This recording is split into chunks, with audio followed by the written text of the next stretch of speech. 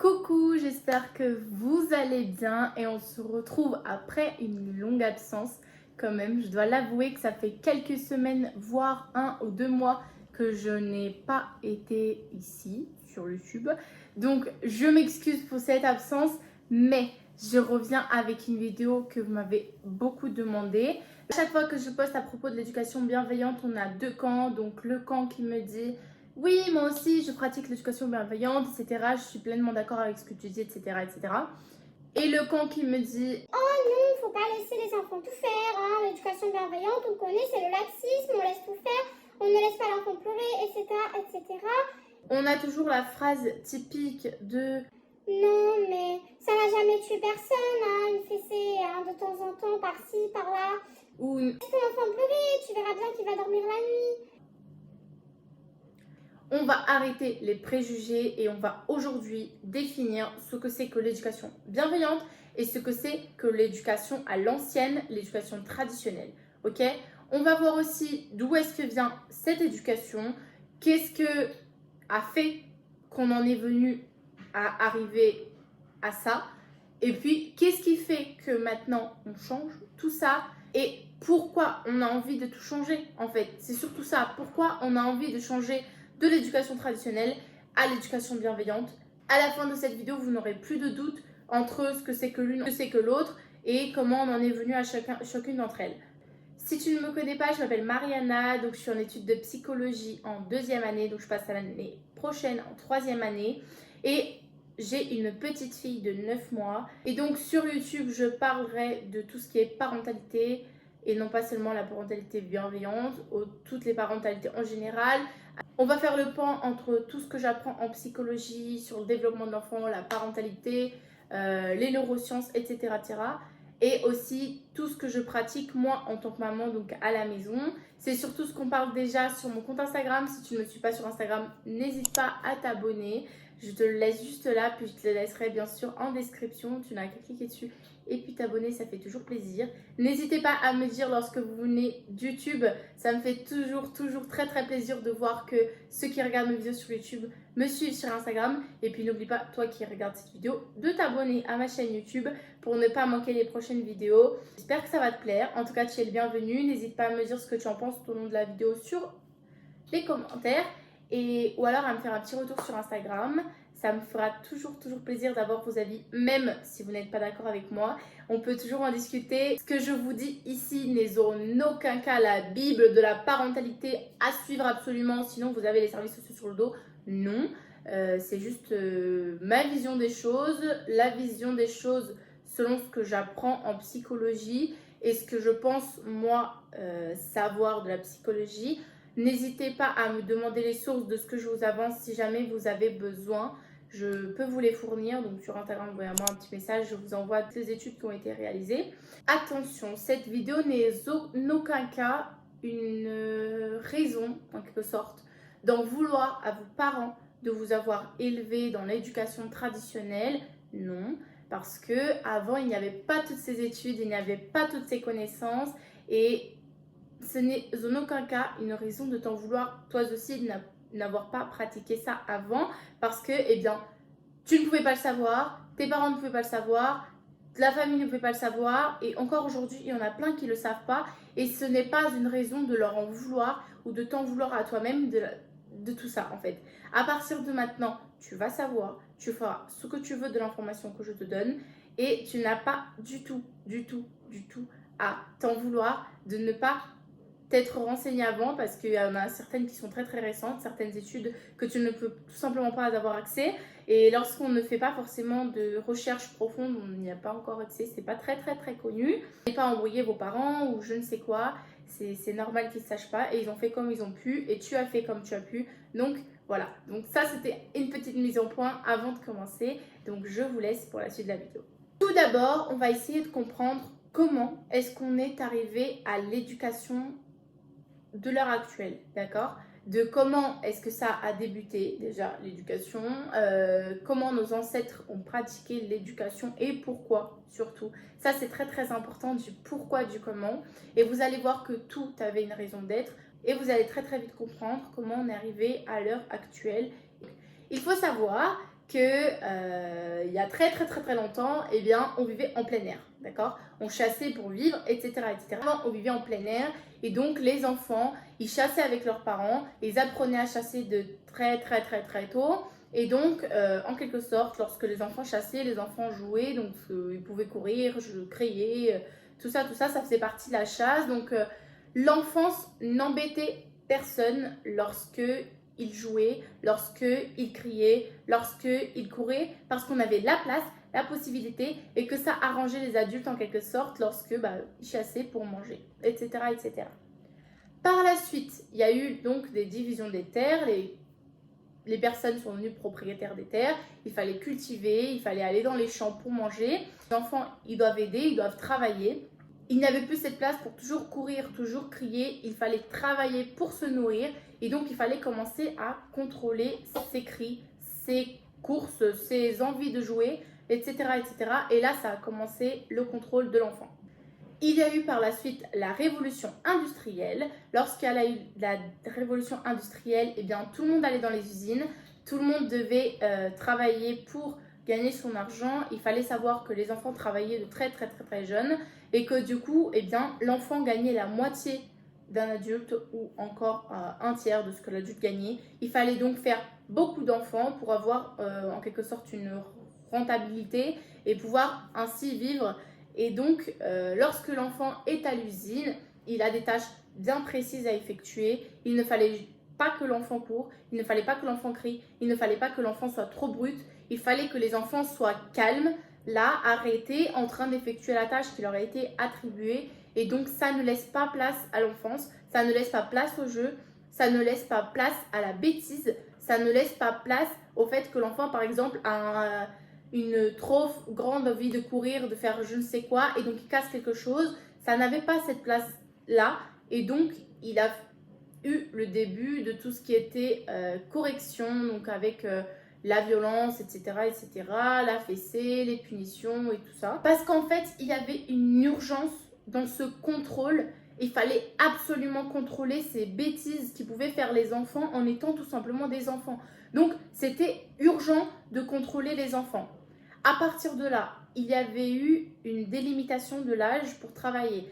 À partir de là, les enfants ne peuvent pas travailler avant l'âge de 12 ans et ils étaient donc envoyés dans des institutions. On peut maintenant comparer ces institutions à peu près à l'école. Ils apprenaient aux enfants dès tout petits à rester tranquilles, à être calmes, à donc en quelque sorte, ils les préparaient à la vie à l'usine. Parce que c'était ce qu'ils attendaient à l'âge de 12 ans. Ils allaient retravailler avec leurs parents, ils allaient aller à l'usine, ils allaient devoir donc avoir à nouveau une tâche bien précise à effectuer. Et depuis tout petit, les institutions les préparaient à cela. Il faut savoir qu'on parle à peu près du 18e siècle. Donc, on n'avait pas encore la psychologie, on n'avait pas encore toutes ces connaissances des enfants. Et il y avait surtout un besoin énorme de faire travailler les enfants pour gagner sa vie. Et surtout, l'enfant ne devait pas déranger l'adulte avec son enfance. En fait, l'adulte n'avait pas le temps de s'arrêter de travailler et donc l'adulte n'avait pas le temps de s'occuper de l'enfant. En fait, il fallait qu'il soit autonome, qu'il puisse faire la tâche qui lui a été attribuée et il ne fallait pas qu'il vienne l'embêter avec des cris, des pleurs, des caprices, des bêtises, etc., etc. Il fallait que l'enfant soit rentable en quelque sorte parce que justement, il n'y avait pas beaucoup d'argent et il fallait absolument bosser. De là se crée du coup une vision hiérarchique, c'est-à-dire que l'adulte il est là, l'enfant il est là. L'enfant doit absolument obéir à l'adulte, à la lettre, parce que c'était ça qui ramenait l'argent à la maison. Et si l'enfant n'obéissait pas, eh bien il devenait trop enfant, il devenait trop capricieux, il faisait trop de bêtises. Et donc, il n'y avait pas de respect pour l'enfant parce que s'il y a un adulte là, l'enfant, il est là, l'enfant doit obéir tout simplement. Il ne fallait absolument pas que l'enfant soit un problème, en fait, pour l'adulte. Et donc, il ne peut pas faire de bêtises. Ce qu'on appelle la bêtise, c'est par exemple courir et casser quelque chose. Il ne peut pas se permettre ça. Il faut savoir également qu'on est encore dans une époque où les enfants mouraient beaucoup. Les fièvres, ça pouvait tuer un enfant, une petite grippe, En fait, on est encore dans une époque où il n'y a pas de vaccin, où la médecine n'est pas autant développée que maintenant, et que donc beaucoup d'enfants mouraient avant l'âge de 10, 11 ans, et que donc il ne fallait pas s'attacher à l'enfant. il y a eu des registres qui disaient que, en fait, le fait de pleurer pour la mort d'un enfant, par exemple, c'était être quelqu'un de fragile, c'était être dramatique parce qu'on nous disait pourquoi tu vas t'attacher à quelque chose qui est presque sûr à 100% qu'il va mourir, en fait. Avant l'âge de 10-11 ans, les nobles, donc les gens qui avaient beaucoup d'argent, eh bien, ils envoyaient leurs enfants à la campagne être éduqués, grandir avec les nourrices en plein air parce qu'on ne voulait pas s'attacher aux enfants et que donc ils revenaient, ceux qui vivaient, revenaient chez leurs parents après l'âge de 10, 11 ans, 12 ans, voire parce qu'ils avaient survécu et que, on va dire, ils avaient déjà appris à être tranquilles, ils avaient déjà appris à être des semi-adultes en quelque sorte et ils n'allaient plus mourir. Donc à partir de là, le fait de vivre avec leurs parents, c'est pas grave, ils peuvent s'attacher et c'est de là qu'ils se forment donc les relations d'adulte en adulte, etc. Ils étaient attachés les uns aux autres, mais ils devaient s'attacher seulement à l'âge où ils étaient sûrs qu'un petit quelque chose n'allait pas les tuer parce que sinon ils étaient quelqu'un de faible. Il fallait s'attendre en quelque sorte à la mort de l'enfant et il était plus rare qu'un enfant survive que qu'un enfant meure. Donner de l'amour à un enfant, c'était mal vu. Tu vas pas donner de l'amour à quelque chose qui va mourir. Tu peux pas. Donc, c'est de là que c'est venu les... Oh non, ne prends pas trop dans tes bras parce que tu sais, il va devenir capricieux. Même si ça fait des années et des années que la médecine se développe de plus en plus et que maintenant c'est, j'ai envie de dire rare, c'est devenu de moins en moins fréquent, d'accord? Maintenant, on ne considère plus un parent qui pleure la mort de son enfant comme quelqu'un de fragile, en tout cas pas dans la nouvelle société. C'est normal de pleurer pour la mort d'un enfant, c'est normal d'être triste à la mort d'un enfant, c'est normal, mais avant ça n'était pas normal. Et donc on a encore des restes de cette normalité qui était la leur et on a donc certaines phrases qu'on entend très très très souvent comme oh non, faut pas le nourrir à la demande parce que tu sais, tu vas le rendre capricieux, hein. Il va être dépendant de toi, il ne faut pas faire ça. Ou alors on dit à une maman ah, tu veux pas le faire garder? Oh non, mais tu es trop attaché à ton enfant, hein. Il faut le laisser aller, hein. Parce que tu sais, il va pas rester toute ta vie avec toi, hein.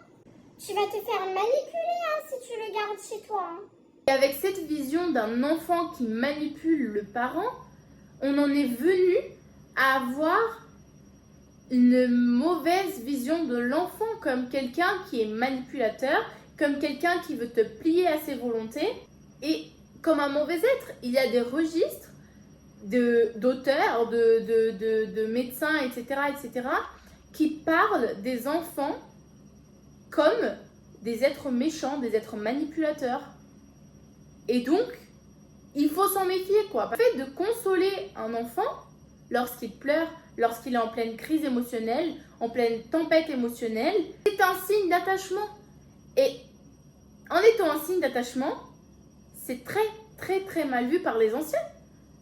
Lorsque on reste dans cette vision des choses qui a été inculquée de génération en génération, s'il n'y a pas quelqu'un qui casse cette façon de voir les choses, c'est très très très mal vu que de réconforter un enfant dans ses pleurs. Il ne faut pas réconforter un enfant qui pleure parce que ça veut dire que tu es attaché à lui. Et un enfant, il te manipule. Donc en plus de t'attacher à un être qui avant mourait, eh bien à l'heure actuelle, tu te fais manipuler par ton enfant. Et ça, c'est quelque chose qu'on entend encore très très très souvent par les anciens.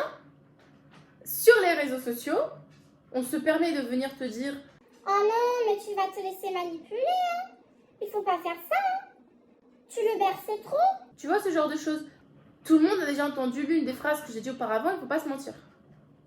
Dites-moi le genre de phrase que les anciens disent, que vous trouvez complètement horrible à dire déjà, et puis sans aucun sens. Et vous avez peut-être compris le sens du coup de ce qu'ils vous disent dans la vidéo, dans les étapes auparavant, là où je vous explique comment on en est venu là, en fait. Et donc, quand vous allez être un parent bienveillant, vous allez les entendre, ces phrases. c'est normal, ça reste un peu ancré dans la société. Mais il ne faut pas oublier que vous vous êtes renseigné sur les études récentes, sur ce qui a été prouvé par la science. Et vous savez comment marche le cerveau de votre enfant. Et attention, si vous ne le savez pas, vous allez le savoir dans la suite de la vidéo, donc restez ici. Mais vous vous êtes renseigné sur les choses qui se passaient avant. Vous ne voulez pas de ça pour votre enfant. Et donc, c'est pour ça qu'il n'y a pas raison d'être, de faire un débat avec quelqu'un qui ne sait pas ça. Parce qu'il n'a pas les heures que vous avez passées à lire. Il n'a pas les heures que vous avez passées à vous renseigner.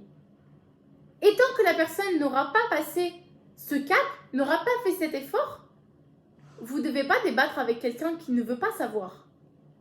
Parce qu'à l'heure actuelle, on a les moyens de savoir. Et à l'heure actuelle, c'est très très facile de savoir comment marche un cerveau. Ça a été prouvé. Et ça l'est de plus en plus.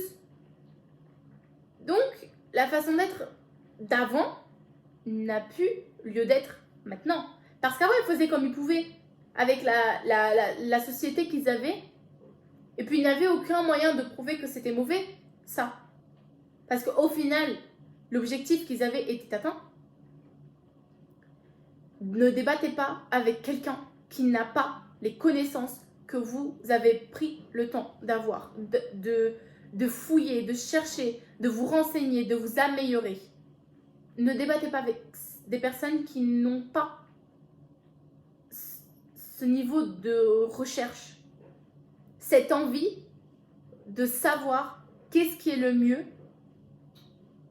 pour l'enfant, qu'est-ce qui est le mieux pour le parent, qu'est-ce qui est le mieux pour l'adulte que nous, parents, sommes en train d'éduquer. C'est pour ça que je te dis que tu dois te faire confiance. En tant que parent, en tant qu'adulte qui se renseigne sur le développement de l'enfant, sur comment marche le cerveau, le pourquoi du comment des choses, fais-toi confiance. Tu feras le mieux pour ton enfant. Tu feras le mieux en fonction de ce que tu sais. Tu as fait jusqu'à maintenant le mieux que tu as pu. Et c'est pourquoi tu dois toujours te faire confiance parce que tu vas faire le meilleur en fonction de ce que tu sais à l'heure où tu fais les choses. Ok, et maintenant on va parler de l'iceberg du comportement. Je vais vous mettre ici une image de l'iceberg du comportement et vous allez tout de suite comprendre. Il y a le mauvais comportement, d'accord? Donc déjà ça on va en parler ensuite. Qu'est-ce qu'un mauvais comportement? Restez, vous allez voir. Mais il y a le comportement, donc un mauvais comportement.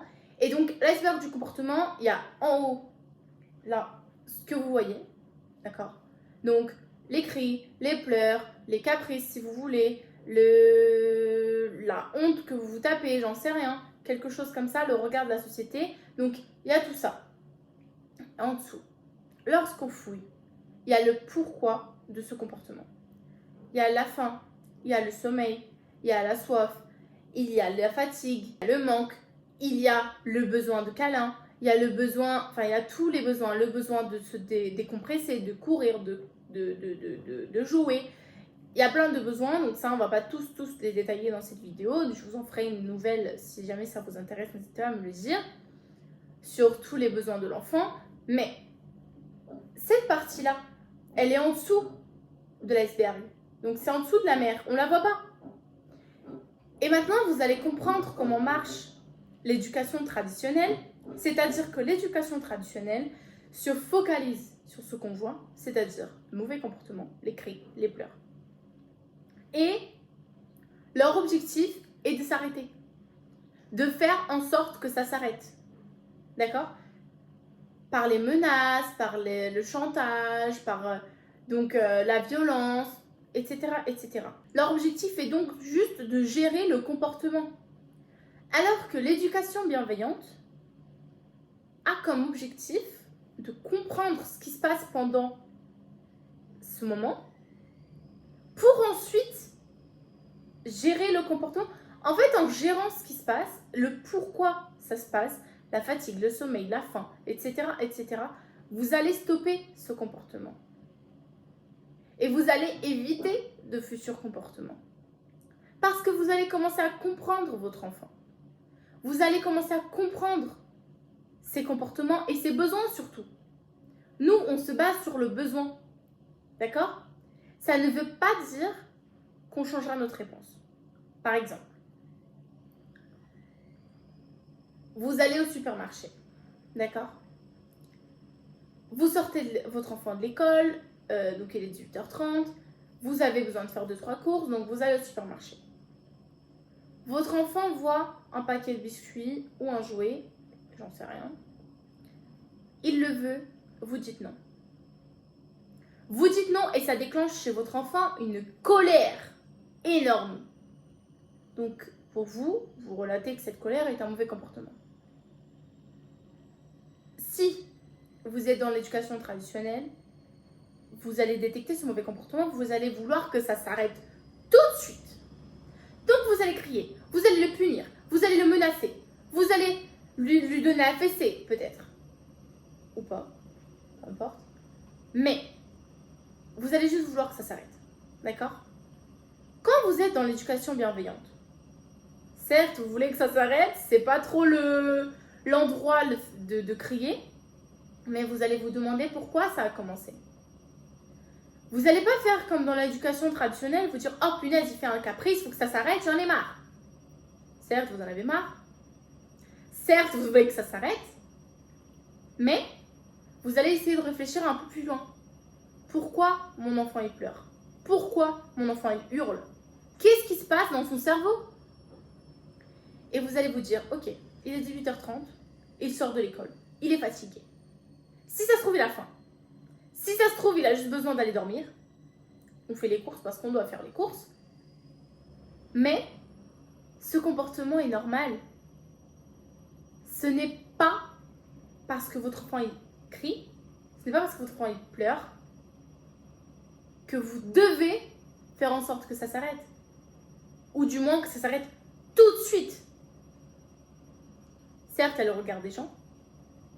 On ne va pas se mentir. Certes, les gens ils vont nous regarder très de travers. Ils vont dire « Oh punaise, celle-là, c'est pas contrôler son gosse, hein. Celle-là, l'enfant, il est pas éduqué, hein. Il laisse faire ce qu'il veut, hein. Oh, moi, jamais de la vie que mon enfant ait crié dans le supermarché. Il restait tranquille dans son caddie, il disait rien. » Donc, en sachant tout ça, qu'est-ce qu'on peut faire pour aider notre enfant? Ça va être le sujet d'autres vidéos. Donc, c'est pour ça aussi que je vous dis qu'il vaut mieux me suivre sur Instagram. N'hésitez pas, je vous le relaisse ici. Je dis ça, je dis rien. On va parler un petit peu de qu'est-ce qu'un mauvais comportement. Parce que mauvais comportement, ça va varier. Et ça aussi, ça va beaucoup mélanger le cerveau des enfants. Parce qu'un mauvais comportement dans une situation n'est pas forcément un mauvais comportement dans une autre situation. Je m'explique. Vous allez au parc. Normalement, au parc, l'enfant a le droit de courir, de jouer, de crier, de sauter, de voilà. Ok. Ça, c'est pas un mauvais comportement, là. C'est l'endroit pour. D'accord? L'enfant doit se défouler, c'est l'endroit pour se défouler. Ok. Vous allez, je ne sais pas, chez mamie, ou visiter quelqu'un dans une maison, etc., etc. Vous êtes en intérieur, et du coup, votre enfant se met à courir, à crier, à sauter, à jouer bruyamment, etc., etc. Et vous lui dites « Oh non, tu arrêtes ton mauvais comportement quand même. » L'enfant, il va pas comprendre. Pourquoi il va pas comprendre? Parce que hier, vous êtes allé au parc, et vous n'avez pas dit que c'était un mauvais comportement. Alors, lui, bah, il est dans le même comportement, il a fait exactement les mêmes choses. Sauf que là, vous lui dites que c'est un mauvais comportement. Il comprend pas, l'enfant. Pourquoi est-ce qu'hier, c'était pas un mauvais comportement, mais aujourd'hui, je me fais engueuler parce que je fais la même chose? Eh bien, parce que vous êtes dans deux situations différentes. Hier, vous étiez en extérieur. Aujourd'hui, vous êtes en intérieur.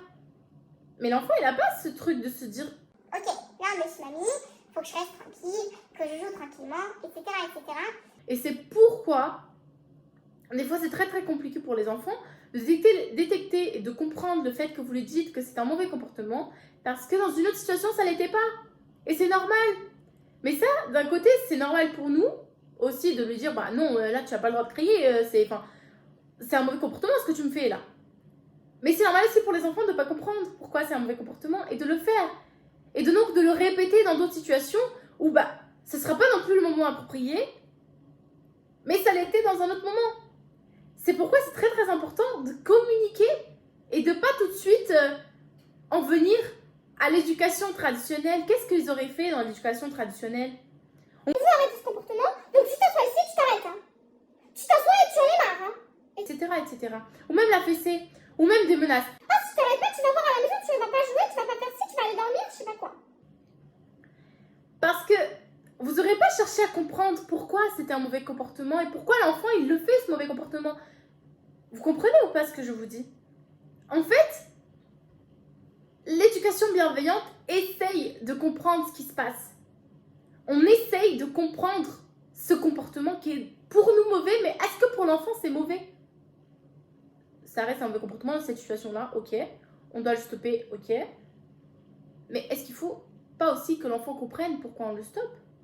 Et est-ce qu'il ne faudrait pas communiquer pour qu'il comprenne pourquoi il ne devra pas le faire dans d'autres situations similaires? Et qu'il arrive à identifier les endroits où il ne faut pas faire ça. Et ça, c'est l'éducation bienveillante. On va apprendre aux enfants, on va accompagner les enfants, on va leur apprendre à identifier ce genre de situation et éviter de prochains mauvais comportements. Et maintenant, on va parler de comment marche le cerveau de l'enfant en fait. Une fois qu'on comprend comment il marche, on va réussir à identifier dans quel état se trouve le cerveau de notre enfant. Et est-ce qu'il est apte à nous écouter ou pas? Ou pourquoi il crie? Ou pourquoi il pleure? En fait, il faut savoir que le cerveau a en quelque sorte 3 modes, que ce soit les enfants comme nous. On va avoir le mode vert, le mode bleu et le mode rouge. D'accord? On va prendre 3 couleurs. Ok. Faut savoir que le vert, c'est l'équilibre. On va le mettre au milieu. Ok? Et donc, le rouge, on va dire c'est la colère, les cris, etc., etc. Et le bleu, c'est le mode passif. D'accord? Le mode vert, votre enfant est dans un état où il peut vous écouter.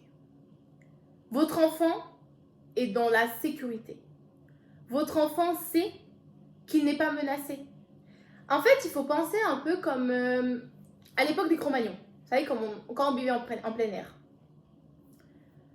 Lorsqu'on vivait en plein air, eh bien, notre cerveau était en vert lorsqu'on n'était pas menacé, lorsque eh bien, il n'avait pas de danger et tout allait bien. D'accord? L'enfant passe en mode rouge lorsqu'il y a un danger. Donc avant, c'était quand il fallait fuir, quand il fallait courir, quand on était en danger imminent en fait, danger de mort. Et ces états-là, ils perdurent et à l'heure actuelle, on en a encore besoin. Donc, pas forcément parce qu'on est en danger de mort, ni en danger physique, mais par exemple lorsqu'on nous menace, lorsqu'on humilie, lorsqu'on crie, etc., etc., le cerveau de l'enfant se met en danger en mode défense. D'accord? Il faut savoir qu'en mode défense, l'énergie, le flux sanguin en quelque sorte, il part vers les bras et les jambes. Ça explique aussi un peu lorsque l'enfant se met par terre en train de taper, de sauter, de hurler, de taper la tête contre le sol, etc., etc., voilà, d'accord? Vous voyez le typique enfant en train de crier et tout dans les supermarchés, voilà, on a tous croisé un enfant en pleine crise émotionnelle, etc., etc., il fait comme ça, voilà. Donc, le flux sanguin va vers les jambes et les bras, ok? Dans cet état, l'enfant ne peut pas vous écouter. L'enfant se sent en danger, d'accord? En danger, on n'écoute pas, on ne réfléchit pas, on est là pour survivre. C'est pourquoi l'enfant n'est pas apte, d'accord, à comprendre ce que vous lui expliquez s'il est en mode danger. Si tu vas expliquer à un enfant qui est en train de crier comme ça, oh non, faut pas faire ça mon fils, tu sais, on est dans le supermarché, il y a des gens qui nous regardent, il faut qu'on rentre à la maison, il est tard, etc. Et tu peux pas avoir ce jouet, non. Il va pas vous écouter. Il va pas vous écouter parce qu'il doit survivre. À l'état où vous lui expliquez ça, il doit survivre. Il est en mode, c'est la fin, je vais mourir. Son corps, il va pas identifier la différence. Il doit juste survivre. D'accord? Il est en mode survie. Déjà, vous savez qu'il ne vous écoute pas. Ça, c'est mort. Lui expliquerez rien, il va pas vous écouter. Il n'est pas dans la logique. Il est dans qu'est-ce que je fais pour survivre? Je cours, je crie, je me défends. C'est tout. Ok? Et ça, le mode bleu. C'est ce qui arrive très souvent pendant les entraînements au sommeil. Donc, on laisse l'enfant pleurer dans sa chambre, puis il s'arrête, puis le lendemain, il va pleurer moins longtemps, etc., etc. Et on se dit, oh bah c'est bon, l'enfant va dormir, l'enfant ça marche, etc., etc. On apprend à notre enfant à dormir. Sauf que je vous explique ce qui se passe pendant le mode bleu. Il faut savoir que pendant le mode bleu, le corps est anesthésié. C'est-à-dire, en mode rouge, le sang va vers les bras et les jambes. En mode bleu, le sang, il va sur le tronc. D'accord? Il va vers le tronc parce que c'est là où il y a les organes vitaux. Et en fait, on va dire que le mode bleu va arriver surtout lorsque, eh bien, il est épuisé de crier. Il n'en peut plus. Il se dit, ok, ça y est, là, je vais me faire mordre. Par exemple, c'était un animal qui est arrivé dans le mode survie, etc. Ok, là, je vais me faire mordre. Donc, je me consacre à ma survie de mes organes vitaux. D'accord? On va considérer le mode bleu comme la fatigue extrême, en quelque sorte. Il est tellement fatigué de crier, il est tellement fatigué de pleurer, que, eh bien, il a compris que ça ne marchera pas. Et il abandonne. Il abandonne et se consacre à la survie de ses organes vitaux. Le cœur, le poumon, etc., etc. Et donc, dans cet abandon, le cerveau, il s'arrête, il se stagne.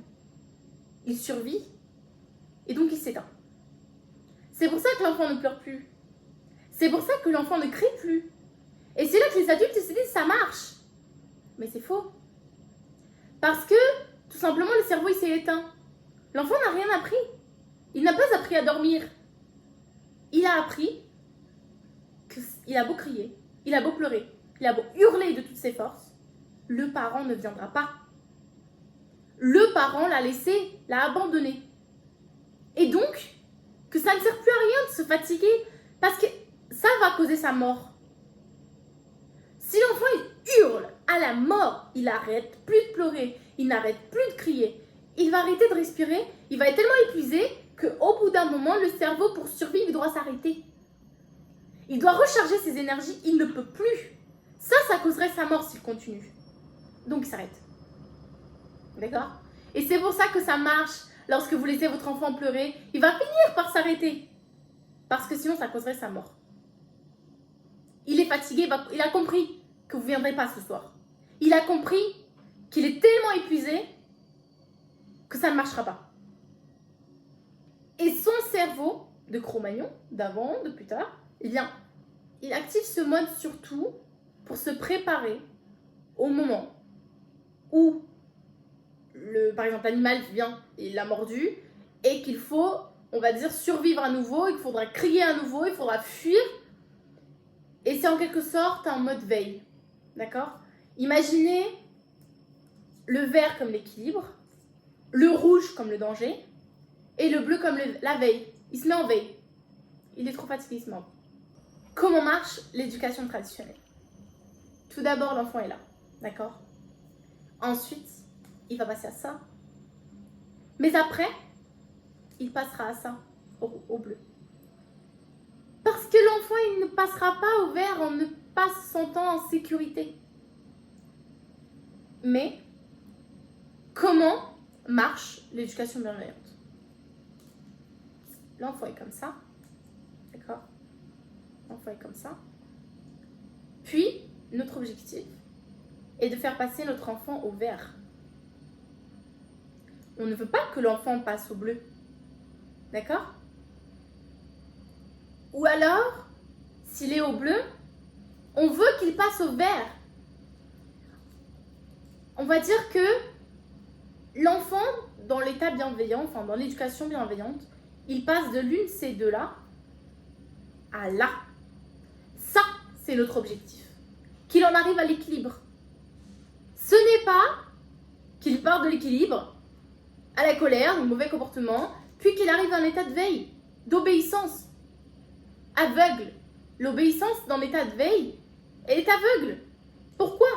Parce que l'enfant a compris que ça ne sert plus à rien d'exprimer ses besoins. L'enfant, il a compris qu'il a beau crier, il a beau hurler, il a beau être au bout de sa vie, le parent l'a laissé et ne viendra pas pour le sauver. Et maintenant, je me demande, est-ce que c'est ce que vous voulez? Tout simplement, est-ce que c'est un enfant en état d'obéissance absolue qui n'exprime plus ses besoins? Un enfant qui est dans un état passif, sans aucune envie, sans aucun... Certes, vous aurez plus de pleurs. Au bout d'un moment, il en aura marre, il ne pleurera plus. C'est comme dans l'entraînement de sommeil. Mais est-ce que ça en fera des bons adultes? Est-ce que ça fera des adultes avec une opinion? Est-ce que ça fera des adultes dans la société qu'on a envie de vivre demain? Je ne sais pas. Moi, je dis non. Et c'est pour ça que j'ai pris la décision de ne pas offrir cette éducation à ma fille.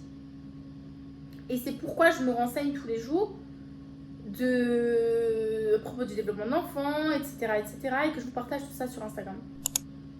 Et c'est ce que j'espère que de plus en plus de parents feront pour ne pas donner des adultes avec une blessure de l'abandon énorme, un besoin de recherche d'amour, un besoin de dépendance de quelqu'un, et que moi j'aimerais en faire des adultes autonomes et qui ont une opinion et qui savent s'exprimer, et des personnes empathiques qui écoutent les autres, qui savent gérer leur vie, et puis pas des personnes dépendantes, pas des personnes traumatisées, pas des personnes obéissantes, et non pas des personnes qui ne connaissent pas le consentement ou qui veulent une recherche qui accepte la violence.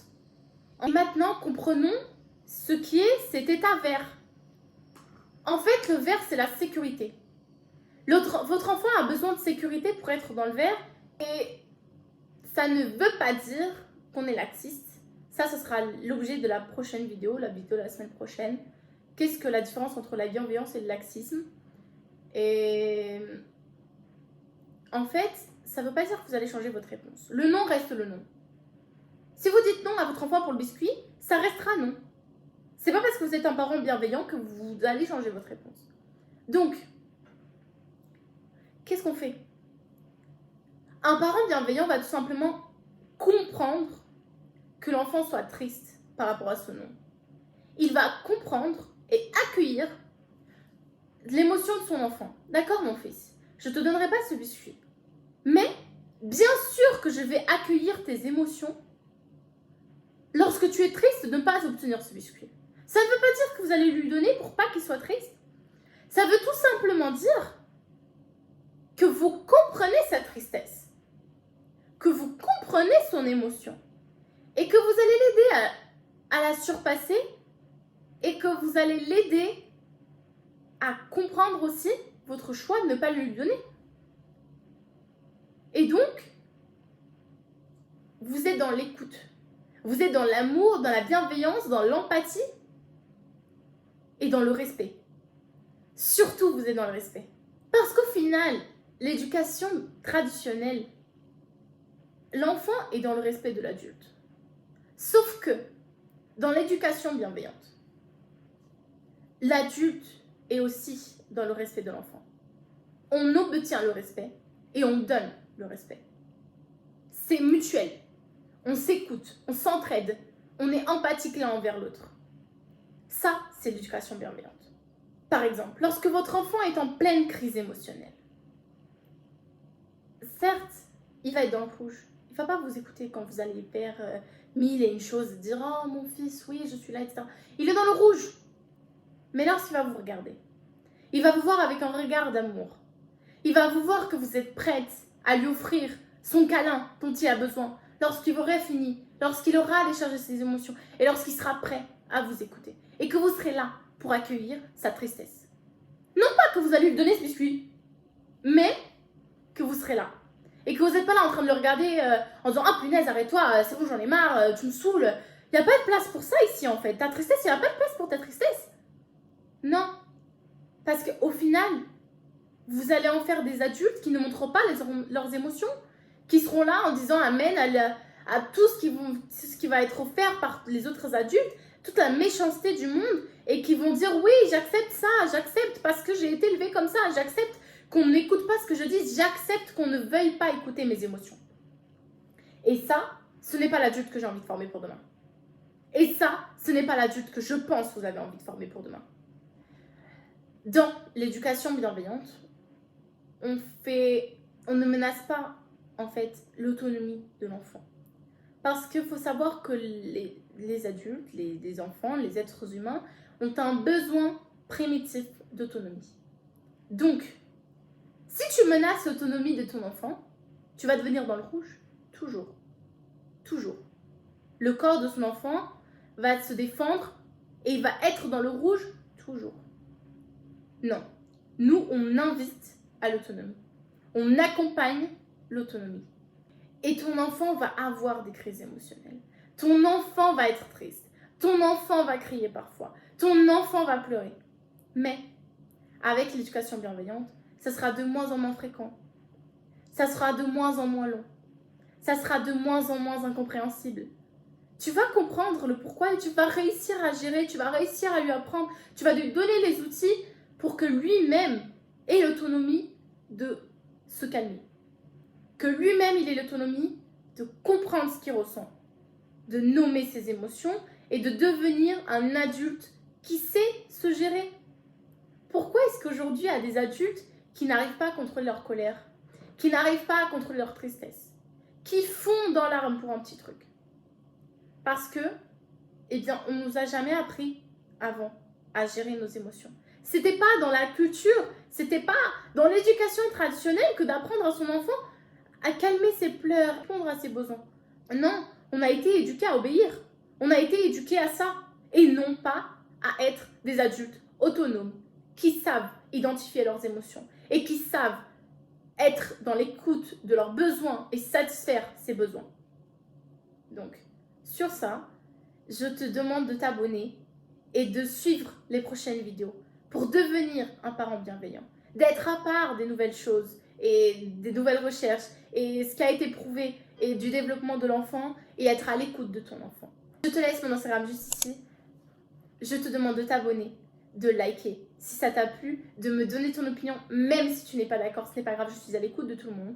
Et puis, on peut échanger et puis je suis à l'écoute de ton opinion parce qu'ici, on est une communauté bienveillante. Restez dans la bienveillance et tu seras écouté. Tant que vous venez pas m'agresser, parler mal et tout, franchement, je suis ouverte à tout débat. Je respecte ton opinion même si ce n'est pas la mienne. Mais, pour cela, il faut de la bienveillance, il faut de l'écoute, il faut de l'empathie. Tu dois respecter mon opinion, même si tu as une opinion différente. Je dois respecter ton opinion, même si tu as une opinion différente de la mienne. Et ça, c'est ce qui se passe ici, et c'est ce qui se passe sur mon Instagram, et il n'y aura pas place pour la maltraitance. Et donc, sans toi, libre de t'exprimer en commentaire, même par rapport à tes difficultés. Je réponds à tout le monde, mes DM sont ouverts à tout le monde. Et je vous fais plein de bisous et je vous dis à la semaine prochaine pour une nouvelle vidéo. Merci d'avoir été patient, merci d'avoir regardé la vidéo jusqu'à la fin et je te dis bisous, passe une bonne semaine et n'hésite pas à m'envoyer un petit message sur Instagram. Bisous.